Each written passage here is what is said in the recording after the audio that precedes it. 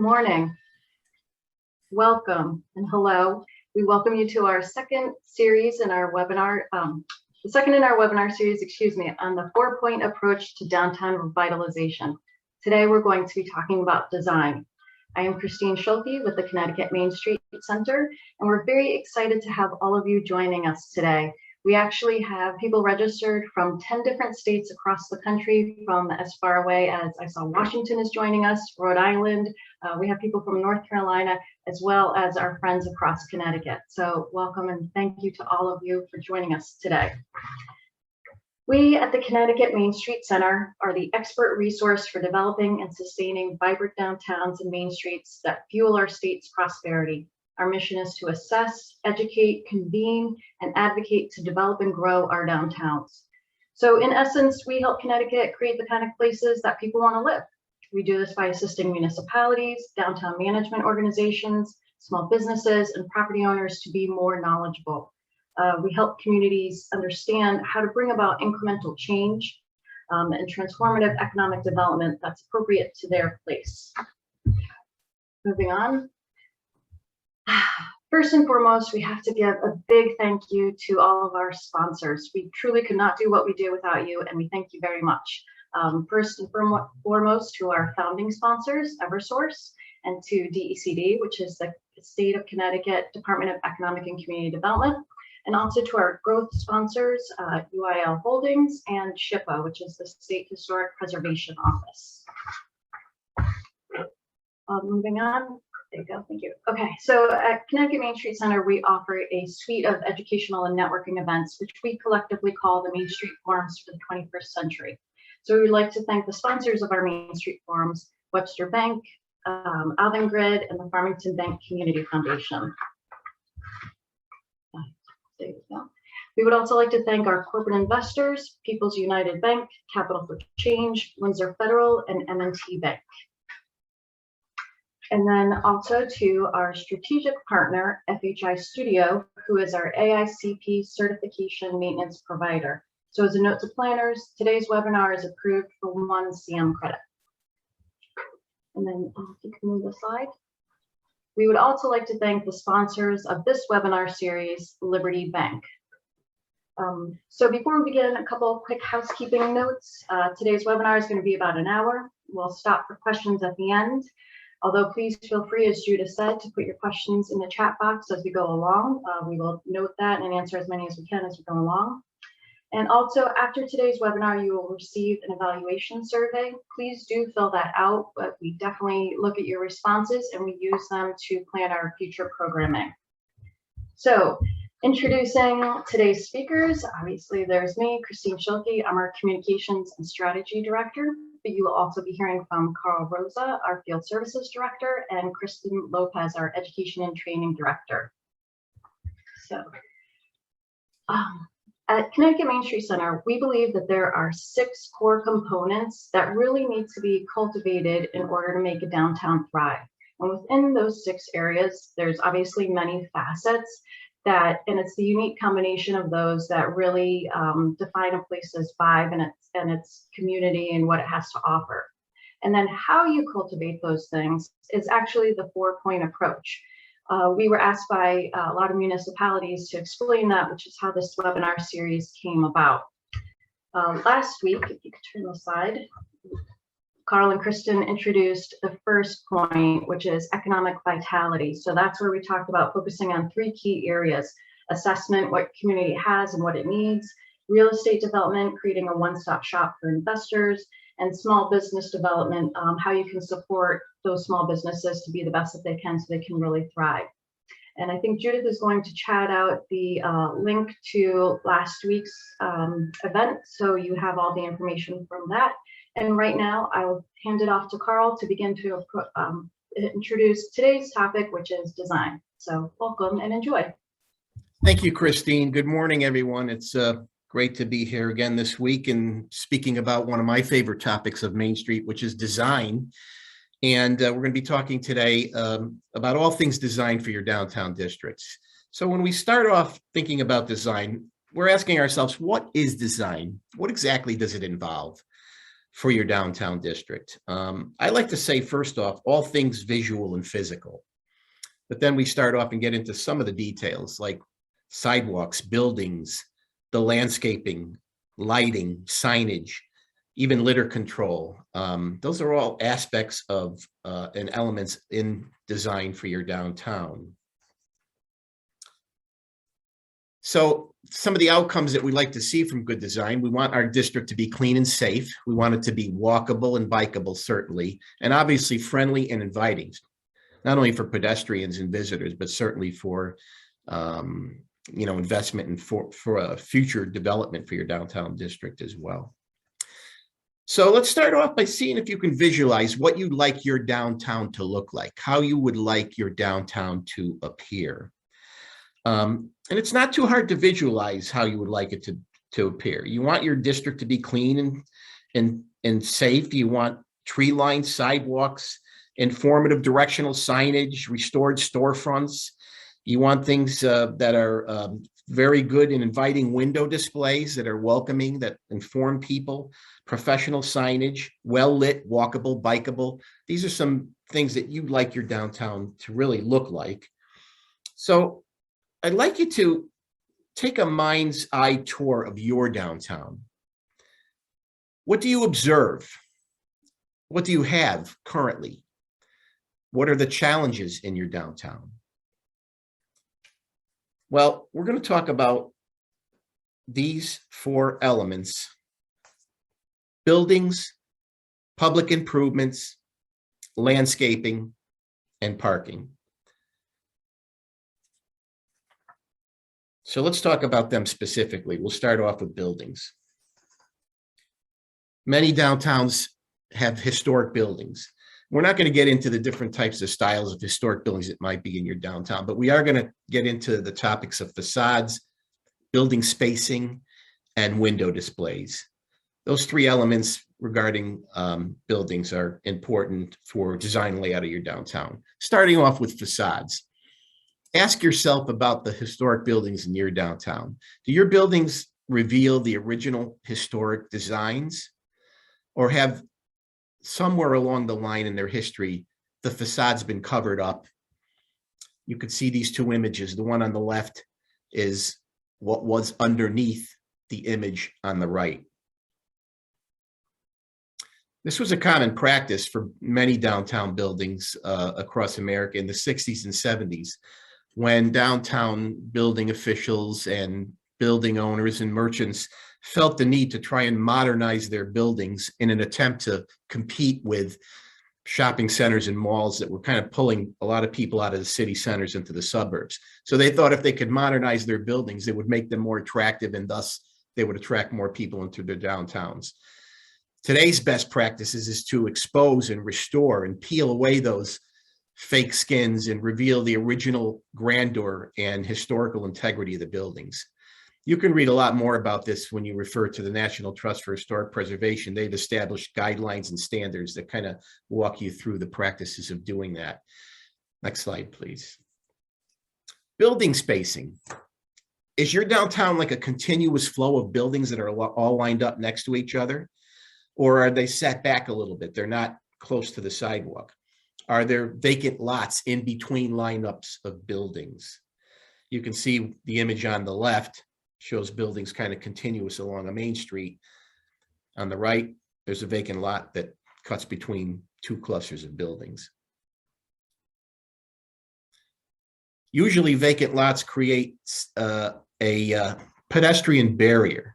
In other words, shoppers, pedestrians will be walking down your main street. If they come to a vacant lot, they're more apt to turn around and walk back in the other direction, never to jump over that space to see the next cluster of buildings and see what treasures they may hold. So good commercial design means continuous building clusters for a better visitor experience. Window displays. Take a look at these 3 examples on this slide. Which window display do you think would be appropriate and good for a boutique? You see the slide on the left. There's a lot going on in that window, almost too much. You see a slide directly on the right, it's a little bit confusing. You really don't know what you're looking at. Then you see the storefront in the middle, and you see some beautifully decorated windows. You know right away by looking at those windows and that display, that's a boutique. So as far as window displays are concerned, when you're observing in your downtown, you should think in terms of the standards of less is more. You don't want to put in your window every single thing that you sell in your store. It gets confusing, it's tiring, and it's just too much. You want to be descriptive though, and you want your windows to be inviting. You want your windows to be enticing. You know, a good window display is one that could be viewed from across the street. So there's no, doubt about what's in that window and what that store has to offer. And then if you're a merchant or a business, you should plan on putting up some kind of a schedule and rotating your windows. Be seasonal. Take advantage of the holidays. Put themes in your window displays. Just keep them active and constantly moving. It's a first line of marketing for you. And so it's great to have good standards for window displays. The next element of design would be public improvements. And we're going to talk about sidewalks, signalization, and lighting. We'll start off with sidewalks. What do your sidewalks look like in your downtown? Are they smooth and even? Or are they cracked and heaved? Remember, it's important to know that sidewalks are for everyone. And sidewalks contain a lot of elements. They're the pedestrian pathways for taking you to these needed and desired destinations so you can shop for those treasures and go to those restaurants and enjoy some entertainment. Sidewalks usually include furniture and fixtures, such things like trash receptacles, benches, planters, bike racks. So sidewalks, when you think about it, including all the furniture, they can be fun too. I mean, a lot of people put these bike racks in their downtowns, but think in terms of being whimsical about it, being colorful. I'd rather park my bike up against a nice, colorful and whimsical shape that you see in this image, rather than those typical stockade bike racks that you might see in some communities. Next thing we're going to talk about is signalization. What kind of traffic and pedestrian signalization do you have? Is it well marked, understandable to both pedestrians and motorized traffic? Or is it unclear and counterintuitive? Signalization is so important in downtown because it controls traffic. It allows pedestrians to know when it's safe to cross the sidewalk, the crosswalk, and get to the next sidewalk. So what you're striving for is clear traffic and pedestrian signalization. You want well-marked crosswalks, and you want speed limits that are enforced. And these are things that you would certainly want to work with your local traffic enforcement folks, your police, and your municipal officials in that. Another element for design in downtown is lighting. So important. So if you look at these two images, how is your downtown lighting? If you look at the image on the left, is it well lit throughout? Or on the right, is the lighting inconsistent? Is it dim in areas with no particular strategy on keeping your downtown district consistently lit? Lighting and good lighting for downtown promotes safety and security, a good sense of safety and security. And there's different types of lighting. Obviously, the street lights and the light poles. There's storefront lighting in the window displays. And there's also lighting on the buildings. So you can see some images here before and after. The image on the left with no lighting, and then afterwards, the image on the right with adequate lighting. And you can see a lot more detail. And just remember, when you're traversing through your downtown at night, you want to have a sense of safety and security. Nothing works better for that than really good planned and designed lighting strategies for your downtown. Another element is landscaping. And in landscaping, we have the following categories: trees, planters, traffic islands, signage and wayfinding, and litter control. We're going to start off with trees. So if you do have trees in your downtown currently, what kind of trees do you have? Are they older trees, overgrown? Are the root systems starting to heave up the sidewalks? Are they lower trees? Are the tree branches blocking pedestrian and motorized traffic signage? These are things to consider when you're looking at the tree designs, the tree layout in your downtown district. Your downtown may not have trees at all. May have a series of light poles where you can install planters on them, but there might not be trees. But we want to talk for now about trees for a second, just to let you know that it's important, if you're going to have trees in your downtown, that they be consistently maintained. You want to make sure that you're working with your municipality to make sure that the trees are being trimmed, that they're not blocking important signage, that they're maintained throughout the year, that someone's there to pick up the leaves in the fall when the leaves fall. And it's important to know that you have the right species of tree. There are specific examples of species of trees that are very good for urban settings and downtown settings, which means they're resistant to motorized exhaust fumes and dust and dirt. They're hardy and durable.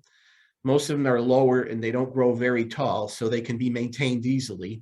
Yet they're good accents for your sidewalk. They're good for accents for your landscaping, and they throw a splash of color on your sidewalk. Trees also provide shade, which is important. And they also act as a traffic calming element in your downtown. If you see a nice tree-lined street in your downtown, you're more apt as a motorist to slow down a little bit and see what's going on. It's important to know that you can refer to resources to get more information on trees that you might want to spec for your downtown. I know Eversource has in-house arborists that you can refer to.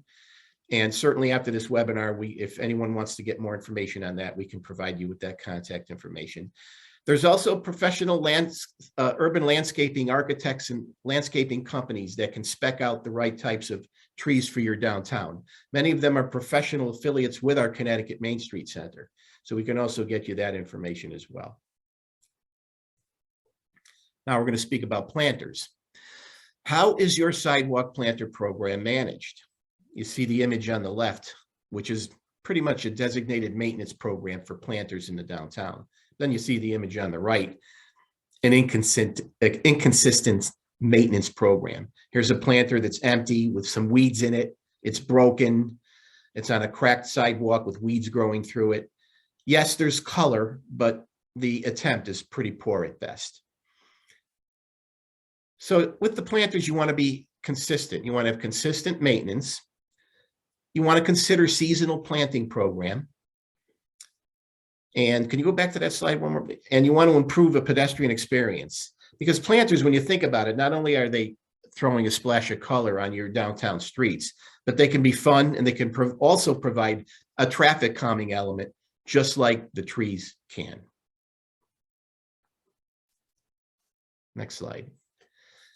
Traffic islands. Now, I think you all know what I mean by traffic islands. These are those odd spaces that are in your downtown. Some of them might be as dividers between eastbound and westbound traffic, or they might be little islands that show opportunity for planting. But if you look at the image on the left, you can see a planting scheme in the middle of two streets and kind of acting as a safe border between the bike lane and the traffic lane. The image on the right, not quite there. There really isn't much to do with that space between motorized traffic and bike traffic. So in regards to traffic islands, this image pretty much shows what I'm talking about. Make sure that you're also attending to these odd shaped spaces where you can throw some good plants in there, seasonal, a good splash of color, and just as an additional decoration for your downtown. It's a really important design element to add vibrancy and just improvement to the overall look of your downtown. You should consider addressing this with your Public Works and Parks Department. They're typically in charge of these odd spaces because they're close to the traffic. But as you can see in this image, this looks like this space is adopted by a specific or a particular organization or person in the community. So, which means that they cared for that little space around the year, whether it's in the fall when they're weeding and they're pulling out annual plants or planting in the spring. They've adopted that space and they're caring for it. You should really consider some type of an adopt a planter type strategy for your downtown as well. Signage and wayfinding, also important elements for your downtown. Good directional signage is imperative to the health and vibrancy of your downtown district. If you look at the directional signage on the image on the left, it's uniform, it's easy to follow, it's pretty straightforward. It's telling you where the parking is, where you need to go for the post office, the library, city hall. It's giving you some really good information. Of course, the disjointed signage on the right is an absolute no-no. You never want to get into that. You'll never be able to properly read it. It'll probably cause more traffic issues than being useful in that regard. So always consider how your signage is laid out. You want signage that's easy to follow for pedestrians and motorized traffic. More importantly, you want signage that's professionally done, that's uniform, that has a theme and consistency to it.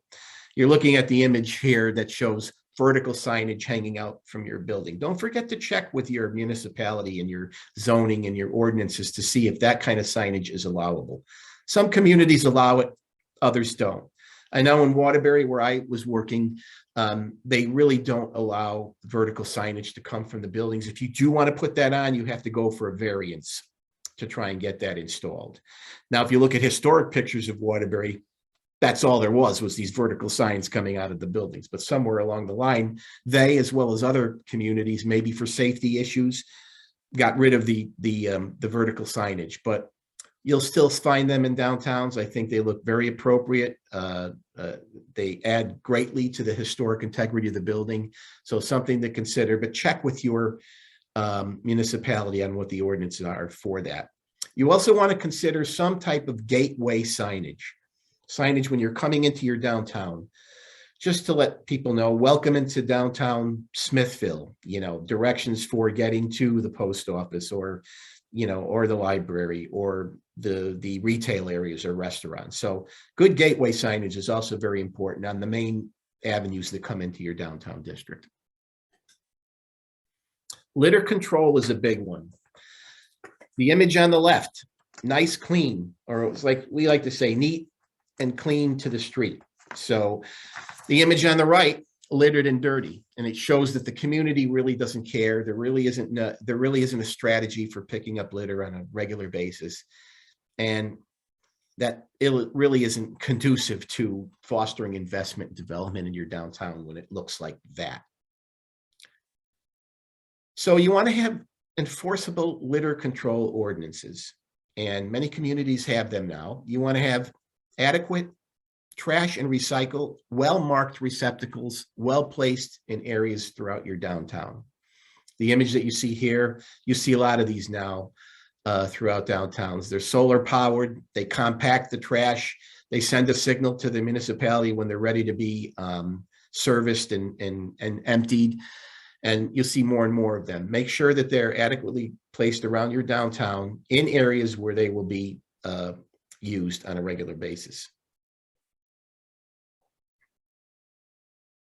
In Waterbury, early on in our Main Street program, we established a clean team, which was really putting together a lot of volunteers to give consistent cleaning strategies throughout our downtown. This particular image, you see the young police explorers working on Earth Day cleanup in one of the lots, which is in our downtown area. And what we did is we put together a coalition of sponsors and supporters to help fund it. And we hired a third-party service company to give us consistent cleaning downtown throughout the year. We actually were able to get grants as well, matching grants to help us fund paying for this service company. And we also partnered with our municipality, who still does send out daily trips with them. We call it the Mad Vac. It's a vacuum cleaner that actually picks litter up off the sidewalks. Many communities have them. and take care of a regular street sweeping schedule to keep the streets clean as well. Now we move on to a topic that I'm sure is near and dear to everybody's heart: parking. So question is, how do you promote your parking? When I used to work with Main Street Waterbury, and sometimes I would speak to communities, I would go in and I would say, you know, downtown Waterbury has 4,000 parking spaces. Do you know how many parking spaces your downtown has? Because if you don't, you should. So how do you promote your parking? Well, first of all, you want something that's easy to understand. You want to show people, image on the left, where they can park, how to get there, where the entrances are. You want the signage to be minimal, and you don't want it to be confusing. The image on the right, of course, is a little confusing. There's 3 signs. You don't know which direction you're going in. So these are things that you need to work with your municipal and public officials to make sure the signage is adequate, direct, for everyone to see, and allow people to know where they can get to parking. So you want it to be obviously ease of convenience.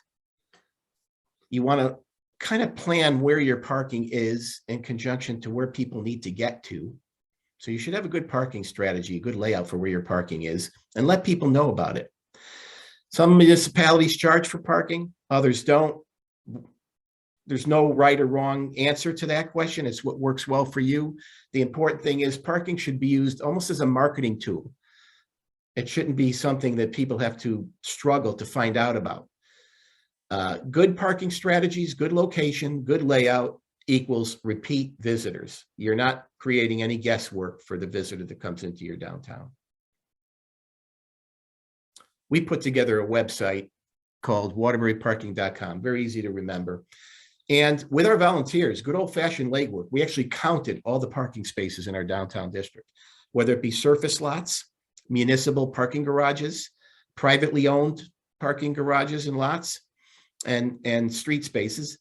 We counted all the spaces. We put together a website with an interactive map, and we let people know where the places are, where the spaces are, how many they are, hours of operation, what the fees are, enforcement, contact information for questions, and we eliminate the guesswork, right down to directions on how to use the pay stations. So it's something you can consider. If you don't have a parking strategy lined up yet, an informational parking strategy with a website that links to all of your other municipal websites and stakeholder websites. If they certainly want people to come into their locations to downtown, they should be letting people know where they can park. That should be a strategy for you moving forward. Next steps. It's probably a good idea to get your folks together, your downtown stakeholders, your municipal leaders, volunteers, and do a design inventory audit for your downtown. What we talked about earlier in this presentation, take a look at your buildings, take a look at the public improvements, how the streets are laid out, conditions of the sidewalks and the buildings. Take a look at where your parking's located, all those elements about letting people know about that. Get the whole community involved. Let people know everything they can about coming into your downtown. Eliminate the guesswork. Create a plan that's incremental and comprehensive. Remember, this is a transformative process. I mean, it encourages the community input and involvement. And as challenges and issues arise and are identified, strategies and projects are formulated to address and ultimately solve the problems. As you can see, the elements of downtown design woven together creates a physical and a visual experience. How dynamic and inspiring that experience becomes is really up to you and your downtown. And Connecticut Main Street Center, we can show you the way moving forward. I want to turn it over for any questions that you might have. Excellent. Thank you so much, Carl. We hope everyone really kind of did that mind's eye tour of their downtown to see where are the gaps, where can they focus on. So please come up with your questions. I'll be monitoring the chat here. So I'll give you guys some minutes to type in some questions. And one of the things, Carl, that I was really struck by through this whole presentation is, when we talk about design as one of the, four approaches to Main Street, design is huge. Design is huge, and it's also a lot of money. Yes. We're talking about, multi-million-dollar projects, and for Main Street that maybe is very distressed or maybe just starting out, that can be overwhelming. Maybe there isn't the stakeholders, maybe there isn't the funding, maybe there isn't the leadership buy-in to, hey, we're going to invest in this. And I'm curious as to if you had to kind of order, I'll just bring back this slide to see, we talked about buildings, public improvements, landscaping, parking. If you had to order kind of the things that maybe are lower in investment but high in impact, what we talked about, what kind of falls into place there? So you can do a lot with landscaping and some of these really visual sidewalk elements. Those are things you can get done right away. They don't have to cost a lot, but just simple things like regularly scheduled litter control maintenance, taking care of planters, rejuvenating them, making sure that they're watered regularly and that they're not overgrown with weeds. When you're walking through your downtown, you start noticing these elements. You probably walked across that sidewalk a million times and never really stopped to look. Oh, I didn't know there were weeds growing out of the sidewalk there between that crack of that sidewalk and the trash receptacle. Or, this is the third day in a row I've walked past that cup that's wedged underneath the trash receptacle. No one's bothered to kind of reach underneath, pick it up and put it back in the trash receptacle. There's certain things you can do right off the bat that doesn't have to cost you a lot, but it demonstrates that the community cares, and it goes a long way. Then you can get into a little bit more of aggressive strategies with, working with your building owners and your merchants and trying to get some good standards for window displays, which are dynamic and colorful and inviting. And then you can get into other public improvements, like working with your public officials on what can be done to fix sidewalks. It's so important to do an assessment and see the existing conditions of your downtown first. So then you can know what you have to work with. There's certain things that you can do right off the bat that don't have to cost a lot. And I would say start off with some of those like sidewalk appointments and things that can really bring a good color and good dynamics to your downtown district. Yeah, I love that. And I know, Carl, just also something that you mentioned too is working on sidewalks and landscaping can really reflect community spirit and bring together community as well by pulling in volunteers or different groups or things like that. We have a question here from Penny. Our garden club maintained traffic island plantings and we're told it was too dangerous for them to continue to work among traffic. So Public Works paved them over. What can be done now? Penny, sorry to hear that. That's really a shame. And I would say for anyone facing that dilemma, it's better to work in partnership with your Public Works to look for solutions. There might be times of the day when traffic is less, or it might be safer for you to get into those islands and work with public officials to, it's not going to take you all day to tend to these spaces. So I think that there was an opportunity there for some real partnership with your municipality, and unfortunately it was lost. But if it is paved over, circling back to it, you can certainly put a planter on it. You can certainly put, that image that we saw of the dividing planters, the rectangular planters, they come in all different shapes and sizes. But just to show that there's some attention to the element of the division between both lanes in that traffic island, rather than just pavement or concrete, is an opportunity to put that color in your downtown. Yeah, this is what you're talking I would also like to add a little plug again for our webinar series on our YouTube channel. We do record and post all of our webinars, and we held one recently called Small Things That Make a Big Difference, where we talked more in depth about like ways you can activate small spaces that have a large impact and don't necessarily cost a huge amount. So I would just say that's another resource that people can go to for ideas of ways that they can begin to kind of chip away at this issue in terms of doing things that are lighter, quicker, cheaper. The other thing I wanted to add that maybe you guys can talk about a little bit too is some of the opportunities in this regard that are being presented by COVID. So again, in that webinar, a recent one on small things that make a big difference, one of the things they talked about is like utilizing parking spaces for outdoor dining. And it just made me think that like that's something that perhaps you couldn't necessarily do in normal times, but because of COVID, you could give some of these different design ideas a trial run and see how they work and if they are worth maintaining long term. So maybe you could talk about that a little bit. Sure, that's a great thought, Christine.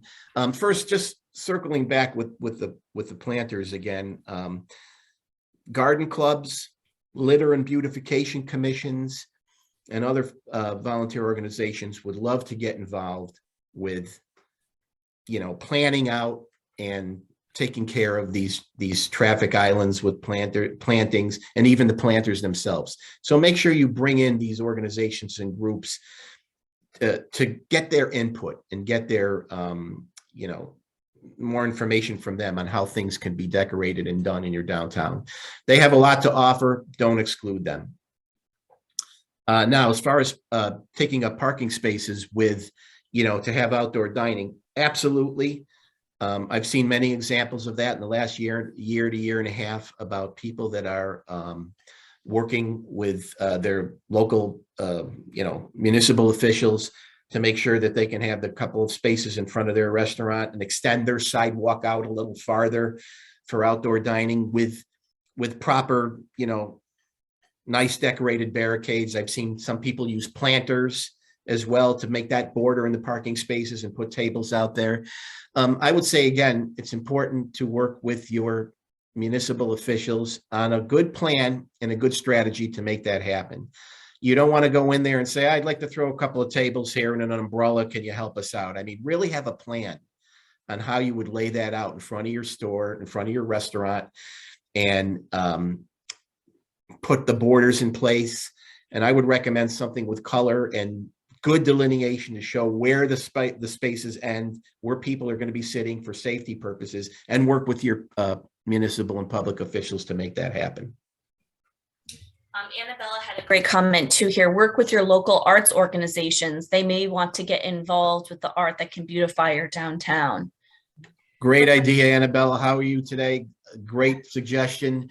Absolutely. And again, Coventry is a really great example of that. I remember in Coventry, I'm reminded of when we had our Spotlight on Main Street event there, and they really partnered with their Department of Public Works, their local Artists Guild Association. They really partnered together to put sculptures around the downtown to help beautify it and really make it attractive and unique to their local artists. So that's a great point that Annabella makes there. Sure, absolutely. Everyone, please type in your questions. We're happy to answer them. We have plenty of time to get into some good questions here. Carl, there was something that I know we talk about a lot on staff because it's a question that comes up a lot, right? And it's always parking. And in fact, for this presentation, we pulled parking out to have its own section because it's such a hot topic. And I just wanted to reinforce the point that you made about changing the conversation from talking about the parking problem to talking about, are you promoting the parking that you have? If you can just expand and kind of the, and especially if you have merchants that are complaining to you about parking, can you just reemphasize some of those points there about parking? It's funny. Books have been written about this topic over the years.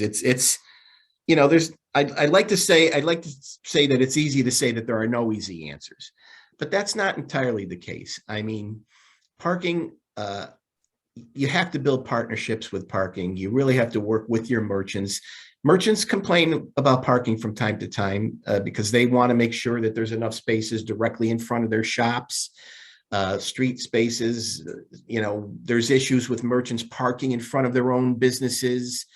A lot of merchants think that the municipal garages are for employees and not for customers. There's all types of excuses. Businesses and merchants complain a lot about parking, but it's the one element that they don't have direct control over with their business model. With their business model, they have control over everything else, how they market, their merchandising, their product mix, how they get the word out to the people, how they look, their window displays like we talked about. But the first thing they complain about is parking. My thought has always been, take a look, assess the parking opportunities in your downtown and use it as a marketing tool. Get it out there. Let people know where they can park, what are the options for parking, the convenience of parking to get to where they need to get to and where it is. There's also the myth about, at the mall, I park for free. There's a whole conversation we can have about that, but suffice it to say, you're really still paying for parking at the mall, only you really don't know it. And you're probably walking even farther from where you need to get to when you park in a mall parking lot. But for downtowns, make sure that you market the asset of parking. It is a feature that you can really get a lot of you can really promote it and let people know what the advantages are for it. But you really have to get out there, get everybody on board with it. And then before you know it, it's not as bad of an issue. I think the bigger challenge is, in my mind, is convincing merchants that they shouldn't be parking in front of their own businesses. But that's probably a whole other webinar, Yeah, we can go on about parking for hours, but suffice it to say, you really have to find out what's good and right for your downtown as far as parking is concerned.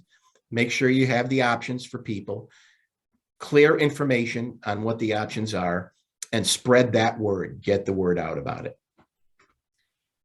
In our last webinar, we talked about economic vitality, and I can already see there's a lot of overlap between all of these 4 points, right? In economic vitality, we talked about real estate development, and we talked about supporting our small businesses. And here, and when we talk about design, of course. Kristen, you muted yourself somehow. Oh, geez, I am so sorry. I don't know when I muted myself, but actually, the question that just popped up was what I was talking about. So I was just saying how between each of the 4 points, there's a lot of overlap. And, with economic vitality, we were talking about real estate development, supporting our small business owners. And here, when we talk about buildings, for example, we might have vacant lots, we might have vacant storefronts, we might have window displays that, need help. And how do we influence merchants? How do we, attract investment here? And actually, this question that just popped up was, what are some strategies to fill vacant spaces in your downtown? Which most definitely is a full topic on its own. And I think, Christine, do we have a webinar on this topic? Yes, we did. The name escapes me, but it was with one of our professional affiliates. It was, overcoming leasing obstacles. And it talked about this very thing. And I think people were really surprised in that one about how important it is to take a vacant space and sort of think about designing it in advance of the tenant coming in, that it can actually be used to attract tenants. It's sort of like staging your home for sale. So instead of them just seeing like a kind of a blank space, sort of what Carl was talking about with design, like kind of an empty streetscape or the litter, like if your mind's not activated and primed to see the possibility, you sort of only see the problem. And so that was another wonderful webinar that I think really surprised people, just how important it is to have a strategy in advance. And as Carl mentioned again in the economic vitality webinar, this kind of idea of like understanding your market and who you kind of want to recruit to bring in who would be a good mix of tenants. When you know that and think about it in advance, it just makes all of this easier because, as you said, Kristen, it all ties together. So if you're trying to fill some of those vacant spaces, it's not just the interior, the vacant space, but if you're bringing a prospective tenant there and they see the sidewalks are littered and dirty and the sidewalks are heaved, that's not going to be welcoming to them. So it's all of these points, they're not just one and done. You kind of have to address all of them. And so to Carl's point about having a plan of like, all right, incrementally, how are you going to work on this? What needs to come first? What needs to come second? What can the volunteers do? What can Public Works do? It all ties together. And some specifics to that point, Christine, couple of things that you could do. I mean, early on in Main Street, Waterbury, we had an Adopt a Window program, and we reached out to organizations to take on decorating according to standards and design guidelines that we published, vacant windows, you know, where they could display what their organization's all about or what they do. And so it just, number one, it threw a splash of color in the windows. It threw activity in the windows, because just as I said, a setback or a vacant lot is a pedestrian barrier, so is a vacant storefront window. And a lot of times if you see one or two lined up together, again, the pedestrian's going to walk down the sidewalk and see a number of vacant windows there and just turn around and walk the other way, never to jump over that area and get to the rest of the lineup of buildings where there might be some other really neat and cool stuff going on that they never got to. So one way is to do like an Adopt a Window program. Another way is to do like a sponsorship program where you can, you know, solicit sponsorship money and in a uniformed fashion, put together signage in the windows that says, and we recently did this in Waterbury as well, things like, wouldn't I make a great boutique? Wouldn't I make a great ice cream shop? And just, you know, put some consistent, dynamic, colorful signage in the vacant windows that plants a little seed of opportunity to people walking by and saying, boy, that is a good idea. Between the shoe store and the coffee shop, I wonder what we can put in that space. That would be great. Look at they've given me some ideas that I can kind of to see about that. I should call that building owner, see if that space is available and find out about it. So, you know, there's all types of strategies that you can use. The important thing is you want to put activity in the windows, the vacant windows. You want to maintain that continuity with your building lineup, and you want to demonstrate opportunity. So that's how I would go at it strategically on taking care of vacant windows. And Carl, if I can just add on, you know, to what both you and Christine said, something that maybe is a little bit more investment, but can still get to the same thing is providing opportunities for pop-ups, you know, whether that's a pop-up market. One example, when I was in a very small, rural, pretty low income town in Michigan, Albion, Michigan, college town that, you know, like a lot of our downtowns, they had an old restaurant that was vacant, and the city came in and they ended up making it as a pop-up kind of incubator restaurant space. So every weekend there was a new restaurant concept from local entrepreneurs that used the space. So a little bit more investment, but a great way of promoting local business. And also, hey, you know, this maybe could be your diner in there as well. And Kristen, I see Delpha Very from Putnam just came up with an excellent thought as well. And we had used this as well. Very important to mention. Local artists would love to have an opportunity to, number one, display their artwork in these windows. We even had artists painting in the windows, creating activity. As passersby would walk by, they'd stop and look, and there was an artist in the window painting. Easel was set up, and we would do this like once or twice a week. And it not only created a focal point of activity, but it filled the need to fill that vacant window. So definitely engaging the art community. You can do juried art shows. You know, hopefully you don't have a lot of vacant windows in your downtown, but for those that you do have, most definitely you could consider art in the windows as well to keep them active and interesting. One thing they're doing here in Middletown that I love in particular is they're doing a lot of public outreach and engagement about redeveloping the riverfront. And although they've done a couple of webinars to get community feedback, what they've also done is taken a vacant storefront downtown and they have filled it with essentially all of the things that all of the options they've talked about from the webinars, and they put community feedback, and you have the opportunity to also add yours there. So for me, I really love that if I'm already downtown, it's a great way for me to see what the town is doing, what they have planned, and for me to provide direct feedback. So I think in terms of community engagement, it's just one quick thing any city or town can do to connect with their residents and visitors.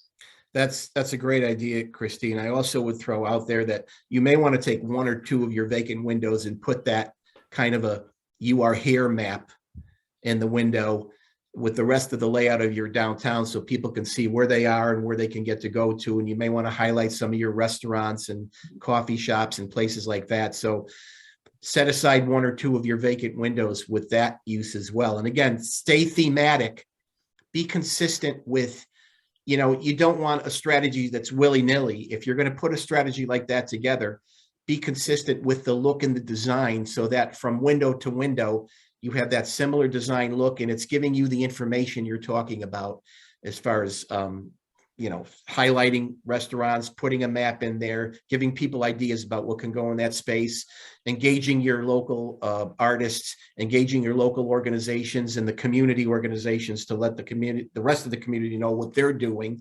So, but just be consistent, be professional, and be neat with it. You don't want something that's, with handwritten signs and, Crayola crayons and whatever. You want you want it to look professional, you want top quality, and you want it to be dynamic. Those are the goals for what you could do for your vacant windows. And by the way, your building owners would appreciate you for that as well. And it'd be nice to partner with them as well to get cooperation from your building owners to go into those windows and throw the splash of color in there. We still have some time for questions, so please feel free to type in your questions here. Carl, there was something that I think is coming up a lot throughout this presentation, and it's about consistency. It's about maintenance.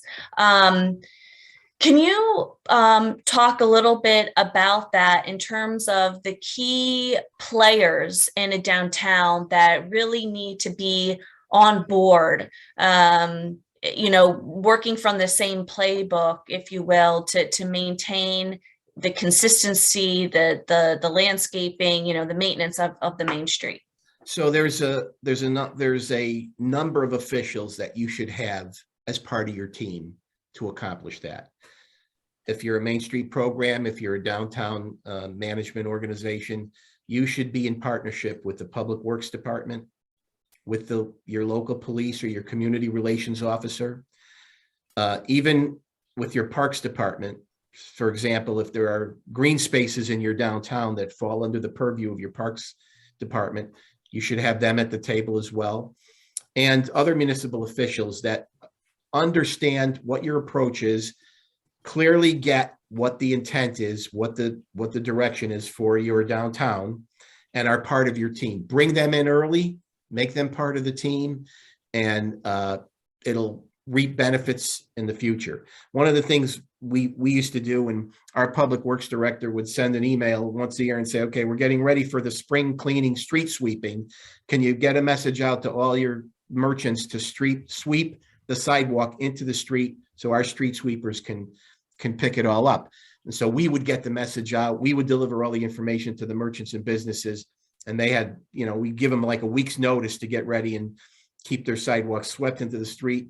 The city would come and sweep everything up. So it's just keeping those lines of communication open. But I would say the major players, your public works folks, your police, particularly when it comes to enforcing the ordinances for litter control. And also, Carl, yes. Oh, sorry, I would also add to that, the utility companies as well, both Eversource and UI Avangrid have community relations teams that can help with many different aspects of Main Street management, including, as you talked about, kind of the trees and planting trees that are appropriate and won't interfere with power lines, but also obviously if there are any kind of power outages, they are a tremendous resource. So I would consider adding them to the downtown team as well. Yes, absolutely. Also, things like, snow removal, like whose responsibility is that? Is it the building owner or the merchant's responsibility to clear the snow from in front of their shops? Who does the curb cuts? Who makes it safe for pedestrians to travel on the sidewalks? Review and check your local ordinances. Most communities have them in place that govern and dictate what are the requirements for enforcing that kind of thing. Street sweeping. There might be issues where you have to close off the streets for events or whatever, and you have to communicate with your merchants and building owners about that. Lines of communication, being in partnership with those officials that can, on a regular basis, give you the information you need so you can communicate with your building owners and merchants is very, very important. Those are the folks that should be at the table. Excellent. Thank you, Carl. So thank you everyone for joining us today for the second webinar in our series on the 4-point approach to downtown revitalization. We would encourage anyone that is interested to become part of our membership. A lot of what you heard about today is what we do every day with our members, one-on-one, helping them come up with customized solutions to meet the needs of their particular downtown and Main Street. If you are interested in learning more about our membership, you can always email or call Carl Rosa. It's a little bit of a tongue twister, but he would be very happy to talk with you. And then again, we offer a tremendous amount of resources, not just to our members, but to all downtowns and main streets. As has come up several times today, we do have a library of webinars that is available on our YouTube channel. We also have a professional affiliate network with a full community of experts that can really dive deeply into these topics and can help you out on specific issues. And then we have our small business library, which is a video library of resources available to small businesses. So can you move to the next slide? Again, we've gone through now the first 2 webinars in our series. Coming up on the next 2 Tuesdays will be our webinar on promotion, and then the 4th point, organization. So we hope that you will join us for that as well. And we look forward to seeing you soon. And then, oh, you know what? And actually, before we go, let me do another shout out to our sponsors. You've heard us talk about them many times. They are a tremendous resource for us. Not only do they support us in our work, but they help us help you. And we couldn't do it without them, including Liberty Bank, who is again the series sponsor for this webinar series. So thank you all very much, and we will see you soon. Take care, everyone.